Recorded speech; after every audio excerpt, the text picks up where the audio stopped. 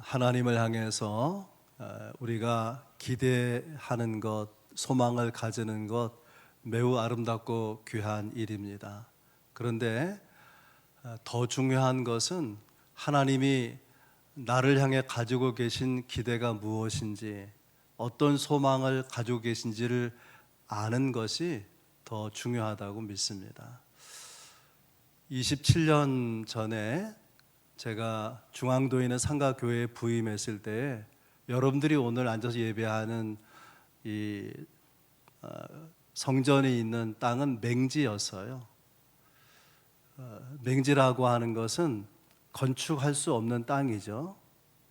그래서 땅을 샀지만은 건축할 수도 없고 또 팔리지도 않는 그런 맹지를 왜 산 것인가 이해할 수 없었습니다. 그런데 세월이 많이 지나서 이렇게 생각해 보면 교회 바로 붙어가지고 도로가 있죠. 그런가 하면은 저 바라보이는 곳엔 체육공원이 있고, 또 최근에는 교회 이 부지와 더불어 가장 가까운 곳에 땅이 없으면 못 사는데 땅이 있어서 주차장 부지를 매입을 했습니다. 그런 오늘의 모습을 두고 생각해 보면 교회 부지로서 과거의 맹지라고 여겼던 땅이 최고의 성전 부지가 아니었나, 그런 생각을 하게 됩니다. 저는 몰랐지만은 하나님의 계획이 있었고 또 하나님의 축복이 있었다, 그렇게 믿습니다. 하나님의 생각은 우리의 생각보다 크고 또 하나님은 계획하신 바를 반드시 이루시는 분이라고 하는 것을 깨닫고 제가 설교를 준비하면서 감사를 드렸습니다. 다윗도 그랬던 것 같아요. 그가 처한 현실에서는 잘 몰랐지만은 시간이 지나서 하나님께서 그의 인생을 향해서 큰 계획을 가지고 큰 그림을 그리셨다는 것을 알게 되고 훗날 크게 감사하고 감격하는 다윗을 보게 됩니다. 다윗은 이스라엘의 온 땅에, 이스라엘 온 지파의 왕이 된 후에 오랫동안 정복하지 못했던 예루살렘에 있는 여부수족을 물리치고 수도를 예루살렘으로 옮겨오고요. 그리고 예루살렘을 예배도시로 만들고 백성과 함께 뜨겁게 하나님을 예배하는 자로 예루살렘에서 살게 됩니다. 그렇게 해서 15년이 흐른 어느 날, 오늘 본문에 이렇게 기록하고 있어요. 여호와께서 주의 모든 원수를 무찌르사 왕으로 궁에 평안히 살게 하신 때에, 다윗으로 하여금 궁에 평안히 살게 하셨다. 다윗 전에는 궁궐이 없었어요. 사울 왕은 궁궐에서 통치한 것이 아니라 기브와 자기 집에서 왕으로 통치했는데, 다윗이 왕이 되고 나서 두라망 시람이 백향목으로 궁궐을 지어 주게 된 거죠. 그래서 궁궐에 거하게 되었다. 그리고 1절에 보면 여호와께서 이스라엘의 다윗의 원수를 다 무찌르사, 그런 표현이 무찌르사 이런 표현이 나오는데, 원문에 이 무찌르사라는 표현은 쉬게 하다, 그런 뜻입니다. 쉬게 하다. 이 쉬게 하다라고 하는 말은요, 쉰다, 안식하다라고 하는 누아흐에서 나온 단어예요. 누아흐. 나중에 한번 다시 한번 말씀드리겠어요. 아무튼 다윗이 왕으로 통치하면서도 여전히 이스라엘 괴롭히던 족속이 있죠. 블레셋 족속이라고 하는 그 블레셋 족속과 더불어 이스라엘의 모든 주변의 대적을 하나님이 다 무찔러 주시고 다윗과 이스라엘 백성들로 하여금 누아흐, 쉬게 하시는, 안식을 주시는 은혜를 베푸신 것입니다. 그렇게 안식하면서 평안하게 지내던 어느 날 다윗이 문득 이런 생각이 든 거예요. 성막을 바라보면서 나는 이렇게 백향목 향기 나는 아름다운 화려한 궁궐에 지내고 있는데 하나님의 언약궤, 하나님이 거기 계신다고 하는 그것을 상징하는 언약궤는 휘장 가운데, 성막 가운데 있구나. 그것이 마음이 불편한 거예요. 하나님 앞에 너무나 죄송한 거예요. 자기 집 궁궐은 얼마나 크고 화려하고 아름다운데 하나님의 집은 저렇게 작고 초라한가. 그것이 너무 죄송해서 성전 짓고 싶어하는 마음을 가지게 됩니다. 다윗이 성전 짓겠다고 하는 것은 하나님을 향한 열망에서 나온 거죠. 우리가 신앙생활하면서 하나님을 향해서 열정을 가진다는 건 너무 귀한 거예요. 열정이 있는 사람은 해야 하는 일을 하고 싶은 일로 여깁니다. 또 열정이 없는 사람은 해야 할 일을 부담으로 여겨요. 또 하지 말아야 될 일에 대해서는 답답하게 여기게 되는 거죠. 그런 의미에서 열정이 얼마나 중요합니까? 하나님을 향한 열정이 있는 사람은 하나님의 일 때문에 버거워하지 아니하고 그 일 때문에 지치지 않고 고단해하지 않는 것이죠. 나단 선지자가 다윗 왕의 말을 듣고 너무 크게 감동을 받았어요. 다윗이 하나님을 위해서 성전을 지어드리고 싶다.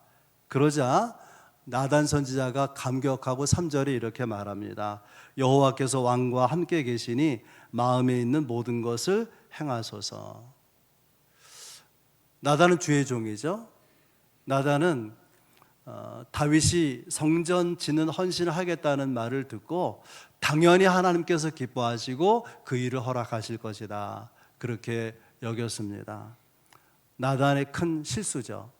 왜냐하면 하나님께 물어보지 않고 하나님의 음성을 듣지 않고 하라고 말한 거예요. 다윗은 나단 선지자가 하나님의 종이기 때문에 하나님의 선지자이기 때문에 선지자에게 물은 것인데 다윗은 나단 선지자는 그냥 개인으로 대답한 거예요. 느낌상, 기분상 하나님이 좋아할 거다 그렇게 여긴 것이죠. 그러면 나단이 뭐라고 말했어야 옳은 것이냐, 주의 종다운 것이냐? 왕이시여, 제가 보기에도 이것은 너무나 귀하고 하나님이 기뻐하실 일이라고 여겨집니다. 그러나 정말 하나님이 기뻐하실 것인지 성전 짓는 것을 하나님이 허락하실지는 제가 물어보고 기도해보고 대답하겠습니다. 그래야 되는데 그냥 기분상 느낌상 하나님이 기뻐하실 거다, 그냥 원하는 대로 마음껏 하십시오 이렇게 된 것입니다. 이런 나단 선지자의 실수는 모든 주의 종, 모든 사역자들이 범하기 쉬운 실수죠. 가령 말이죠, 어떤 교인이 저한테 와가지고 목사님 교회가 100평 주차장 부지 샀다고 하는데 200평은 임대로 쓴다면서요. 제가 200평 살 돈을 헌금하겠습니다. 그럼 제가 뭐라 그럴까요? 할렐루야! 당연히 그렇죠. 당연히 그게 실수다 그 말. 그게 아무리 당연하게 보이는 일도 바른 신앙은 하나님께 묻는 거예요. 옳다고 다 하나님께서 기쁘게 받으시는 것이 아니에요. 하나님의 생각이 있고 하나님의 계획이 있기 때문에 아무리 좋은 일도 그것이 꼭 하나님이 기쁘게 받으실 일이 아닐 수도 있다는 것입니다. 역대하 6장 8절에 보면 다윗이 성전 건축하고 싶다는 것에 대해서 하나님의 마음이 이렇게 나타나 있어요.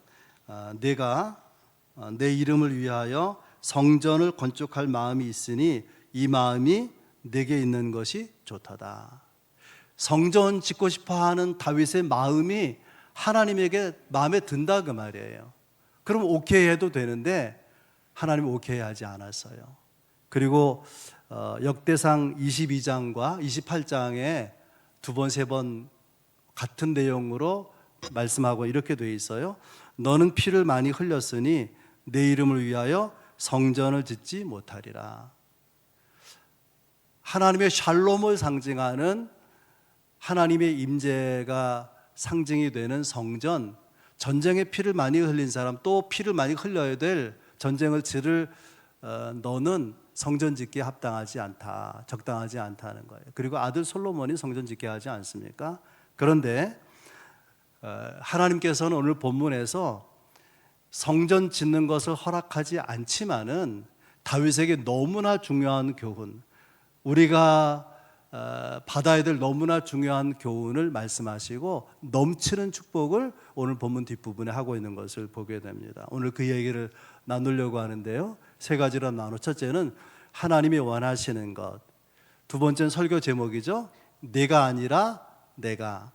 세 번째는 내가 너를 위하여 집을 세우리라. 내가 너의 집을 세우리라. 그 말씀 함께 나누겠습니다.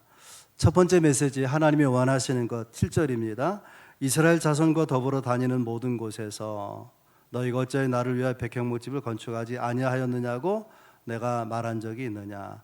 여기 중요한 표현은요, 1절에서 다니는 모든 것, 하나님께서 이스라엘 자손과 더불어 하나님이 다니는 모든 것, 하나님이 어떤 모습이 보여집니까? 다니시는 모습, 이동하시는 모습이 보여지죠. 이런 뜻이에요. 하나님은 신전, 건물, 공간 안에만 계시는 분이 아니라는 거예요. 하나님은 자기 백성이 옮겨가는 곳에 임하시고 그 길을 인도하시고 그 백성과 함께 하시는 분이라고 합니다. 이것이 다른 종교와의 차이예요.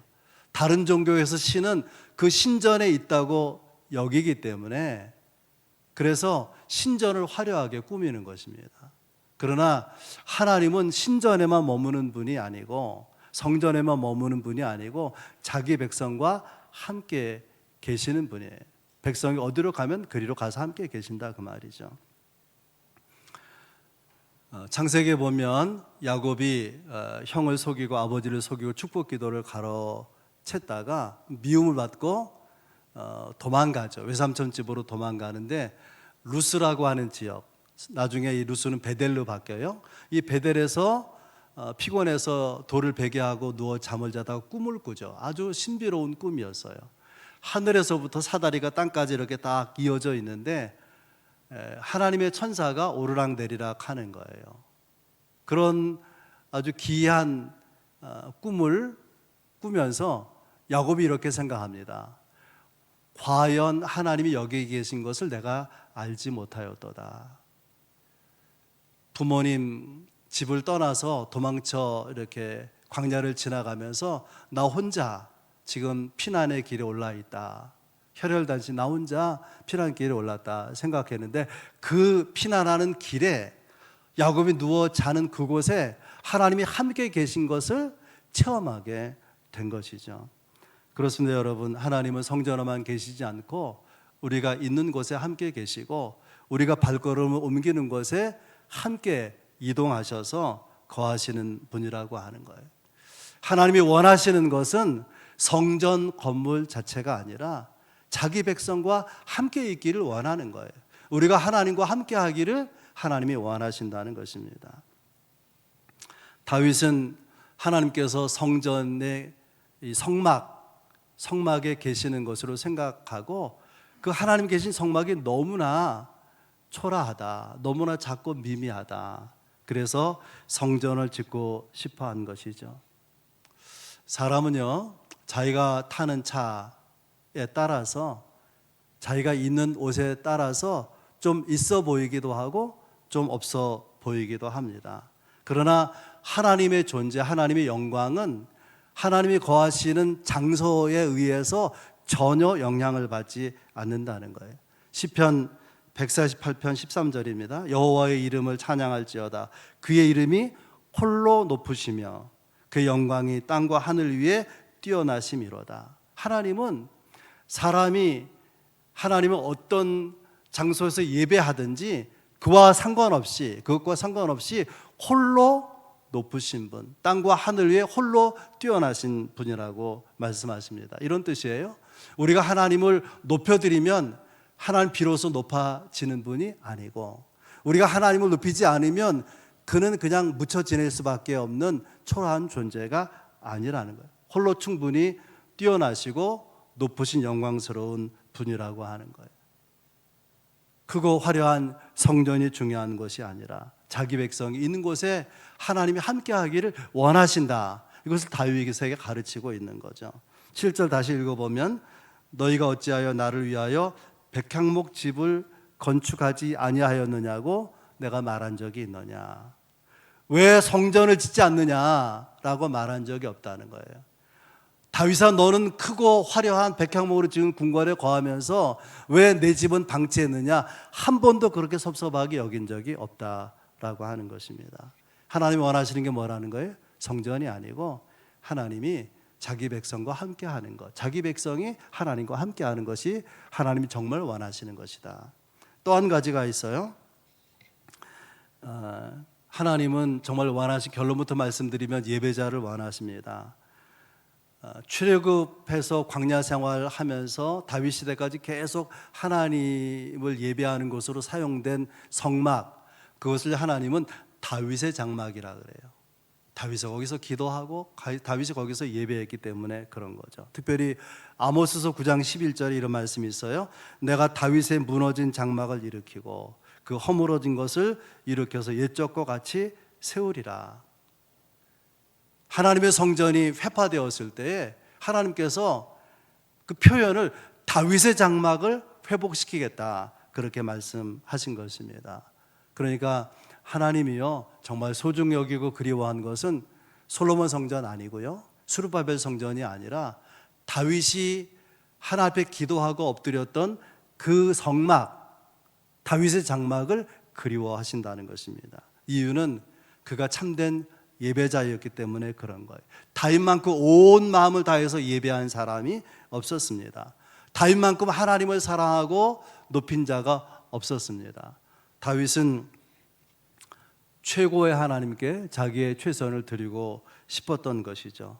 자신보다 하나님이 중요하고 왕궁보다도 그에게는 성막이 중요했던 것이죠. 하나님은 무엇을 원한다고 다윗에게 가르치고 있냐면, 내가 정말 원하는 것은 너 성전 짓고 싶다고 하지만 성전이 아니라 내가 원하는 건 예배다. 예배하는 예배자를 내가 정말 원한다고 하는 거예요. 하나님은 우리와 함께 계시길 원하고 우리가 주 앞에 참된 예배자로 예배하기를 성전보다 귀하게 여긴다. 이게 첫 번째 메시지입니다. 두 번째 메시지는 설교 제목이죠. 내가 아니라 내가 한다, 그만. 내가 한다. 8절 9절입니다.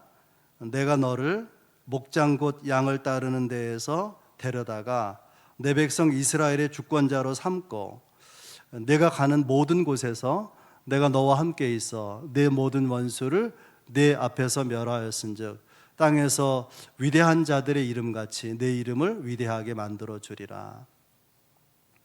8절 9절에 잘 보면 내가라는 말이 두 번 나오고요, 사무엘의 7장에 나라는 말, 하나님이 나라는 말이 23번이나 나와요. 성경에서 어떤 단어를 반복하는 것은 강조하는 것인데, 하나님은 무엇을 강조하는 것이냐? 하나님을 강조한 거예요. 하나님. 다윗아, 네가 나를 위해서 나를 도와서 성전 짓겠다고 하느냐? 내가 아니라 내가 할 것이다. 하나님이 내가 하겠다는 걸 세 가지를 말씀하세요. 묵상해 보면, 첫째는 네가 나를 돕는 게 아니고 내가 너를 돕는 거다, 그 말이죠.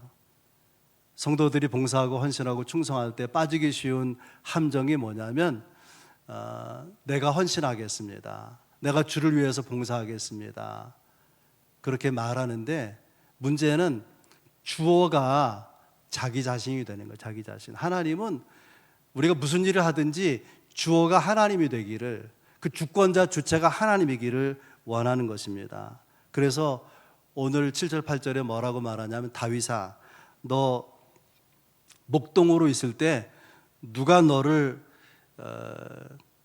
불렀느냐? 다윗아, 누가 너를 이스라엘의 주권자로 세웠느냐? 다윗아, 누가 너의 대적을 멸하게 하였느냐? 누가 너를 위대하게 만들었느냐? 다른 누가 아니라 바로 나다. 나 하나님이야. 하나님은 다윗에게 하나님이 계신 것을, 하나님이 주어인 것을, 하나님이 주체인 것을 강조하고 계신 것입니다. 우리가 하나님을 위해서 헌신하고 봉사하고 충성을 다하는 거 얼마나 귀하고 아름다운 일입니까? 그래서 하나님이 기쁘게 받으십니다. 근데 중요한 것은 나를 통해서 하나님이 일하시는 것이지 그냥 내가 하는 것이 아니라고 하는 거예요. 우리는 신앙생활 하면서 내가 하나님을 돕는 것처럼 생각할 때 많아요. 제가요, 들을 때 생각해 보는 게 있어요. 목사님, 제가 뭐 도와드릴까? 좋은 날이죠? 그런데 같이 주일 하는 건데 목사를 도와주는 일을 하는 것처럼 이렇게 뉘앙스가, 그게 나쁜 말은 아니고 좋은 말이지만은, 목사님 제가 뭐 도와드릴까요? 같이 주일 하는 건데 그때 많이 생각을 하게 됩니다. 조금 오버해서 말씀드리는 거예요. 하나님, 뭐 필요하세요? 제가 도와드릴게요. 얼마면 되겠습니까? 제가 얼마를 내면 되겠습니까? 제가 무슨 일을 하면 되겠습니까? 몇 사람이나 동원하면 되겠습니까?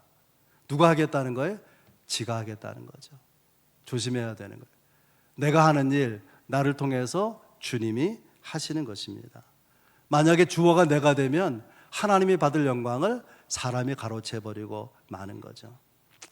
하나님께서 네가 나를 돕는 게 아니고 돕는 건 내가 너를 돕는 거야, 그렇게 말씀하십니다. 두 번째는 내가 공급하는 것이다 라는 거예요. 우리가 아무리 많은 것을 드려도 여전히 우리는요, 기본적인 구조가 받는 존재예요. 또 받은 것을 가지고 드렸을 뿐인 것입니다. 성전 짓는 거를 여러분 생각해 보세요.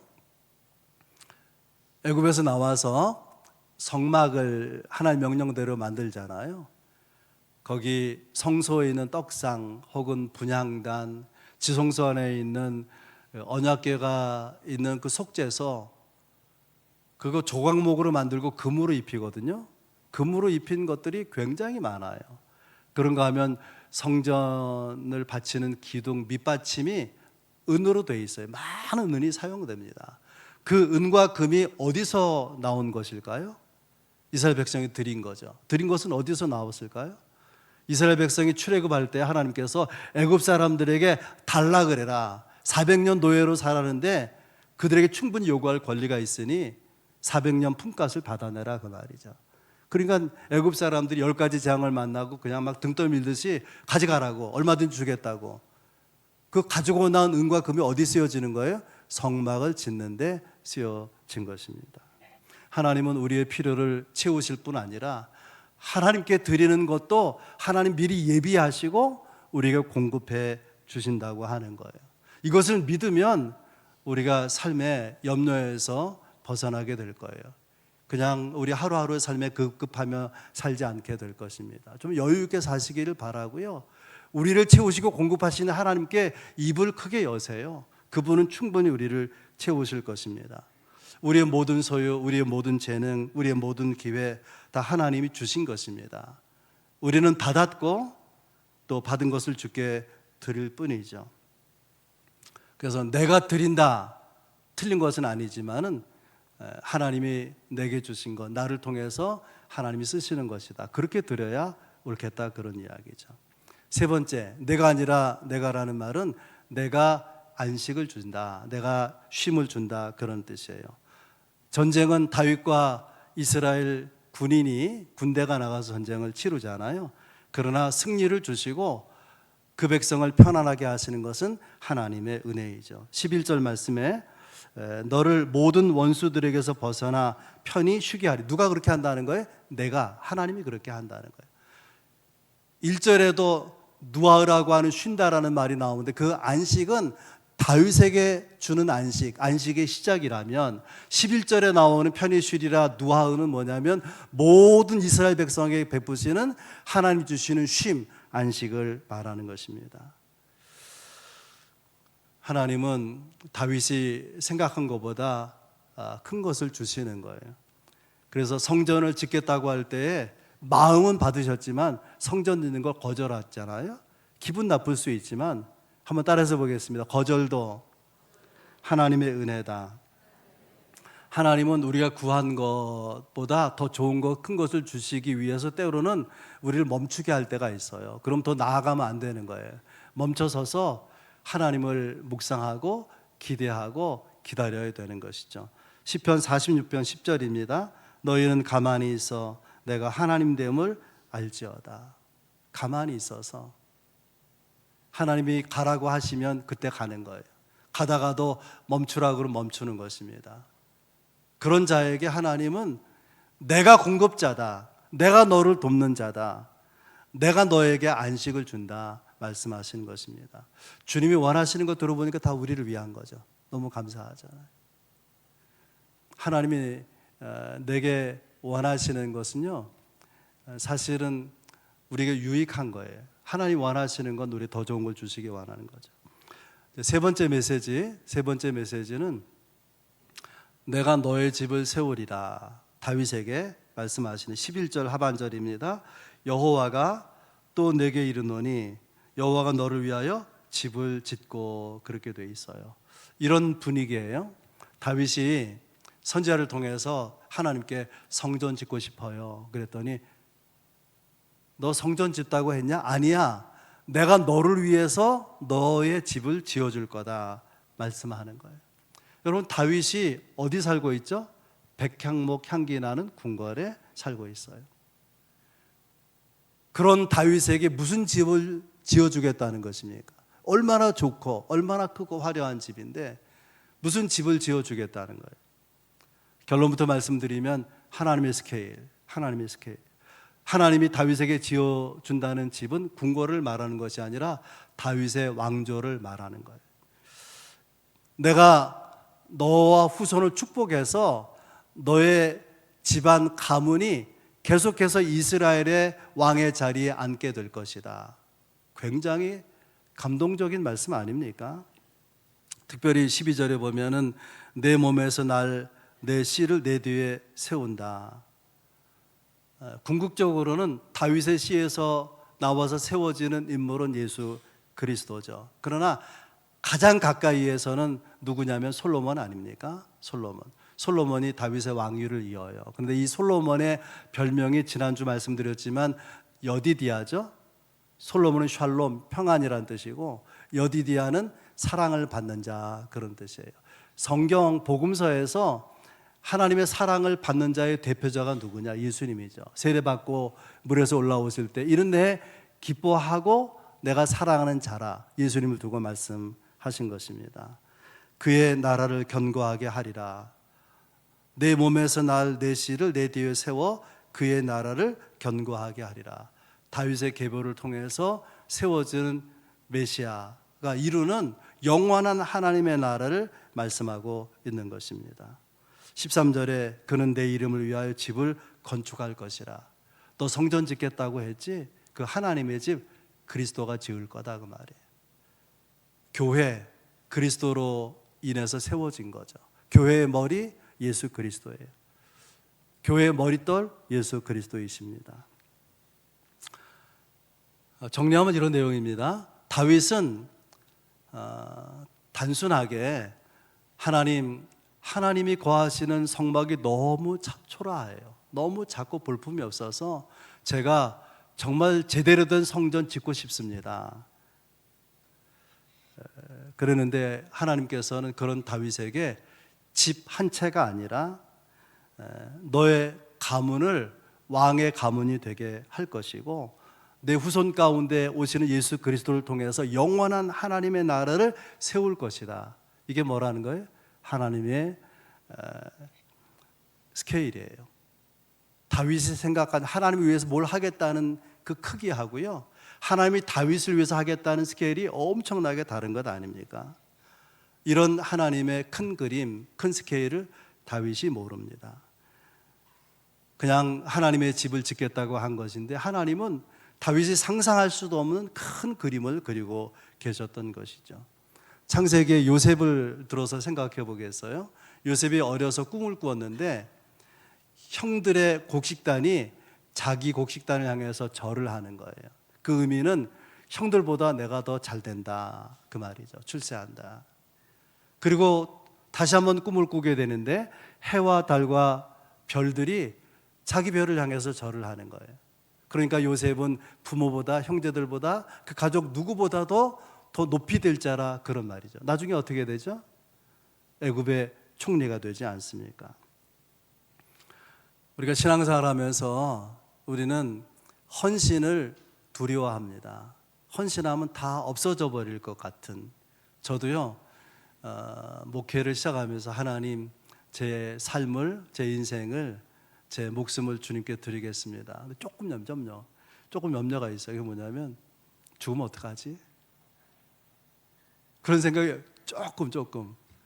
죽었어요, 안 죽었어요? 안 죽었습니다. 여러분, 우리가 헌신하겠다고 하면 헌신으로 절대로 끝나지 않아요. 다 가져가 버리지 않는 거예요. 오히려 우리가 몰랐던 더 큰 하나님의 그림이 있어요. 더 큰 하나님의 비전, 스케일이 있다고 하는 것입니다. 여러분 생각해 보셨습니까? 하나님 우리의 헌신을 기뻐하는데 정말 진정한 가장 위대한 헌신은 누가 한 것이냐? 하나님의 아들 예수 그리스도가 한 것이죠. 하나님은 예수 그리스도 헌신을 받으시고 우리가 예수님 같은 헌신을 기대하는 거 아니에요. 우리에게 우리가 헌신하는 신용만 해도 하나님 좋아하십니다. 성전 짓겠다고 했어요. 다윗이 거절했지만은 성전 짓겠다는 마음을 얼마나 좋아하십니까? 하나님이. 여러분, 우리가 주를 사랑하고 대단한 것이 아닐지라도 주를 위해서 살고 싶은 마음, 헌신하고 싶은 마음을 너무나 기쁘게 받으신다는 것을 기억해야 될 것입니다. 하나님은 우리의 헌신에 비할 수 없는 축복을 주실 뿐 아니라 우리에게 보다 더 소중한 우리 마음의 진정한 샬롬, 안식, 그 쉼을 허락해 주신다는 거예요. 노아흐, 다윗에게 주신 노하우, 그의 백성에게도 다 누릴 수 있도록 안식을 주시는 하나님의 은총을 말하지 않습니까? 여러분, 우리가 하나님 앞에 기도하고 예배하고 무엇을 드림이 사실은 하나님에게 주시는 것에 비하면 아무것도 아닌 거죠. 기쁘게 주시고 기쁘게 채우시고 공급하시고 부자가 돼도 안식이 없으면 불행한데 우리에게 하늘의 안식을 하나님이 가지고 계시는 평강을 우리에게 주시겠다는 거예요. 그런 복과 은혜, 안식 가운데 승리하는 여러분의 삶이 될 수 있기를 주의 이름으로 축복합니다. 좋으신 하나님 아버지, 하나님이 원하시는 것,